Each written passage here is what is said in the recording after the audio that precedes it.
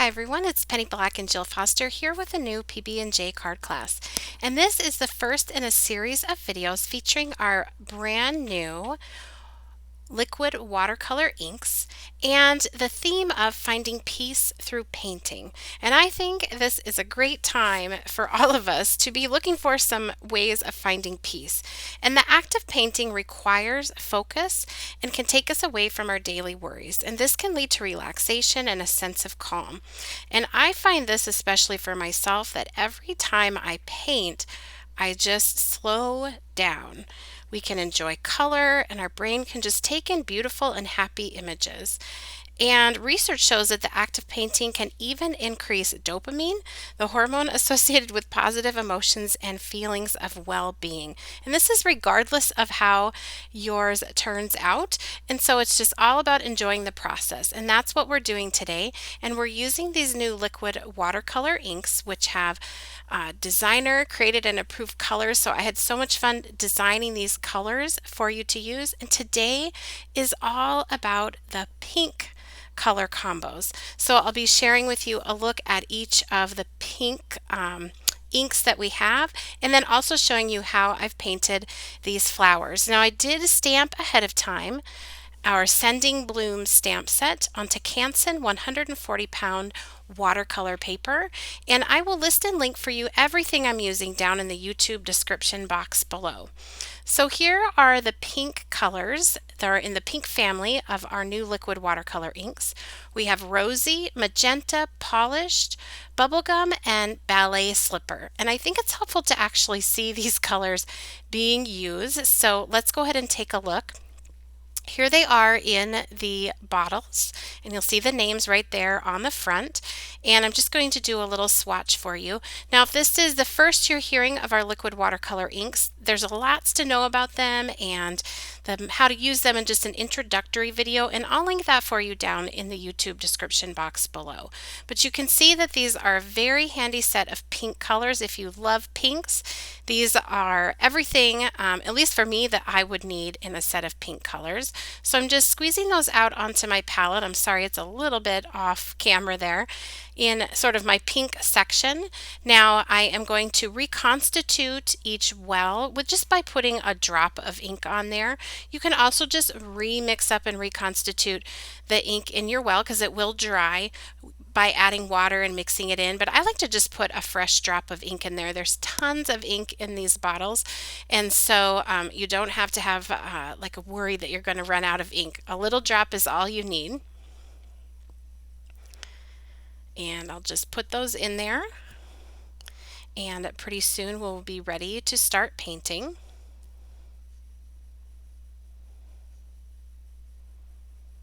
So the first three colors, rosy, magenta, and bubblegum, these are really nice go-to colors for pinks, and you can use these just on their own. You don't need to do any ink blending if you don't want to. Now off to the side I have a cup of water, paper towel, and I'm using brushes from Penny Black's brush set. And I'm just going to pick up that color and paint it here so you can get a look at each one. So the first painting we're going to do, I'm just going to use the colors individually, and then in the second card that we'll be painting, I will show you how you can mix and blend with these pinks. So you can see we have that rosy, the magenta, and the bubblegum. Those first three I think are really great go-to colors just for any type of pink that you would want. And then polished and ballet slippers, you can use them on their own, but I also think that those two are especially handy if you paint either people or critters and you're looking for adding rosy cheeks or noses on critters. Blush, this polished color, and the ballet slippers are really nice soft colors for doing that.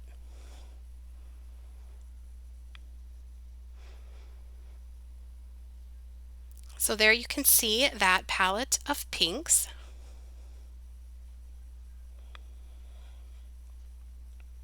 Really bright and vibrant right out of the well, and then they're going to stay that nice vibrant color as they dry. Here again are those same colors. Here I've just painted a die cut from Penny Black, which is another fun way if you've bought new colors to get used to those colors and use them. So here is that image that I have stamped onto Canson 140-pound cold press watercolor paper. I stamped it using Memento Toffee Crunch ink. This gives the look of a no-line watercolor, but you can also just stamp this in a black waterproof ink and simply paint it in, and it will look beautiful. Remember, the idea here is just to enjoy the process of painting. And so if you like to do that with just a black outline image, that's easier for you, go ahead and do that. Or if you like to color with markers or colored pencils, you can use these shading ideas and color organization ideas with those mediums as well. So what I'm doing is I'm picking up that ink. My brush is pretty much dry, just a little bit wet, and I'm picking that up very concentrated from the palette, and I'm putting it where I want the color to be darkest. Then I'm going to rinse off my brush, pat it on my paper towel so it's not too wet, and then I'll just go back and blend that. So now that's all on my brush. It's mostly just a little bit of water. And this is how you can, with just one color, get a nice shading from dark to light, and you can just pick out your favorite color and paint in your flowers using this color. This particular stamp is a really nice one, the set. You have these flowers that have sort of smaller petals. That's actually, I think, easier to do because you're only trying to paint a small section at a time.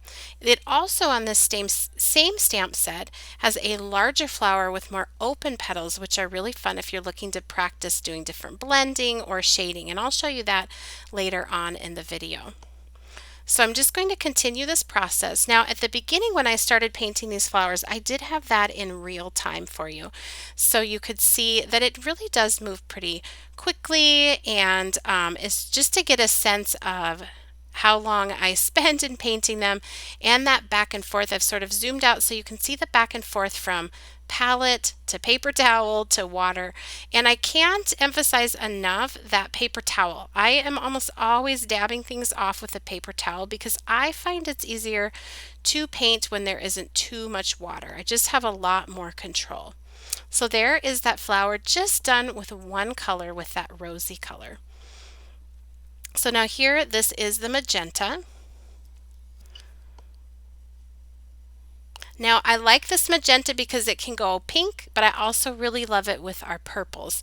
And if you haven't subscribed already yet to our YouTube channel, be sure that you're subscribed and ring the bell notification, because I'm going to have a video for you with each one of these color families with our new liquid watercolor ink, so that you can get a really good feeling for the colors and lots of good painting techniques and just seeing it done so that you can feel that comfortable and have ideas for using your paints too.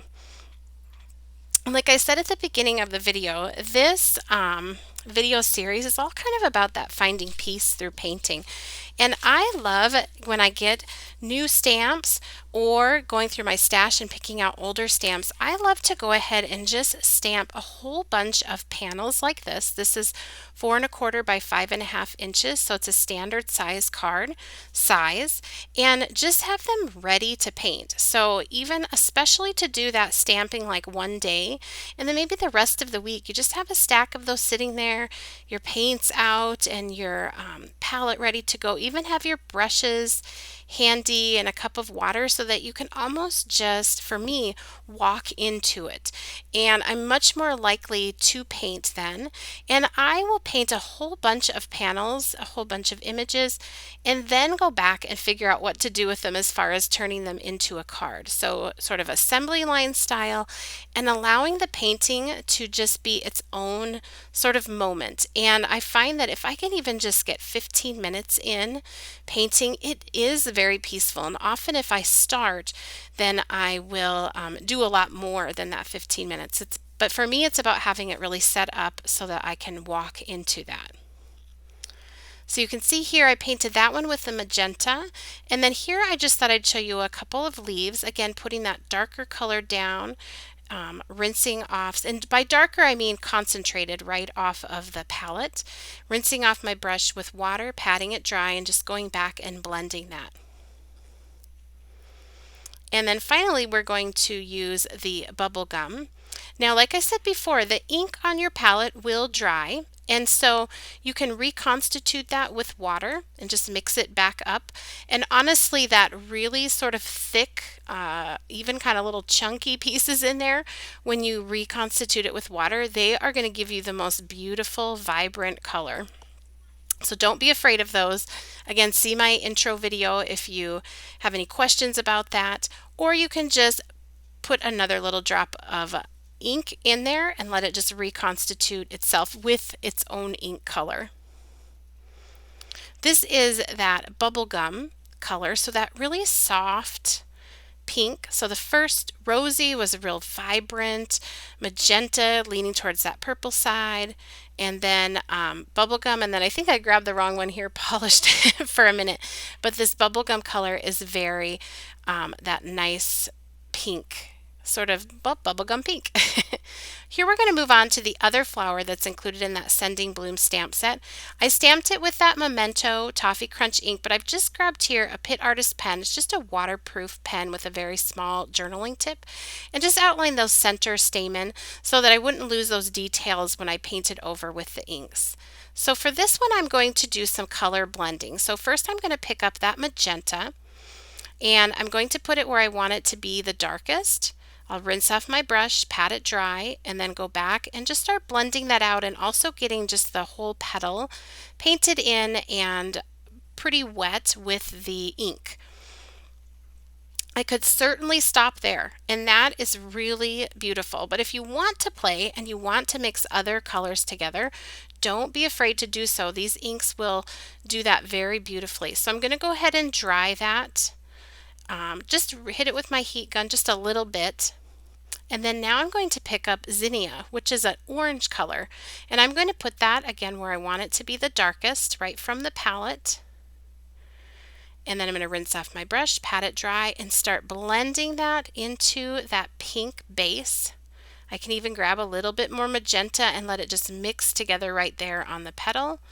Pat off my brush and then blend that out towards the tip, and it's just going to get lighter as it goes, and you start getting this beautiful blending of those two colors together. You can see on this flower you have larger petals to work in, and that is also very fun if you're doing some different blending.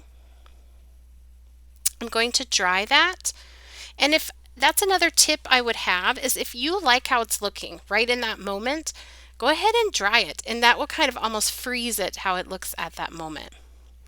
So I'm going to follow the same process. It's also dried so that I can work on the petal right next to it and not have all the colors start mixing and blending together. So I'm going to add that magenta where I want it to be darkest.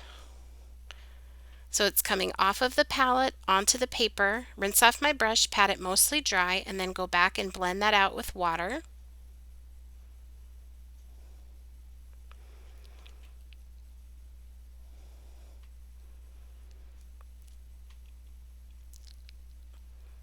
Then I'm going to pick up that Zinnia ink and sort of put that in even while it is still wet. So you can dry and sort of build up your layers that way, or put it in while it's still wet and let them mix and blend. And don't be afraid to leave a bit of that yellow or that orange sort of shining through. I think that's part of the beauty of mixing the colors and doing those beautiful blends, is seeing little hints of each color shining through.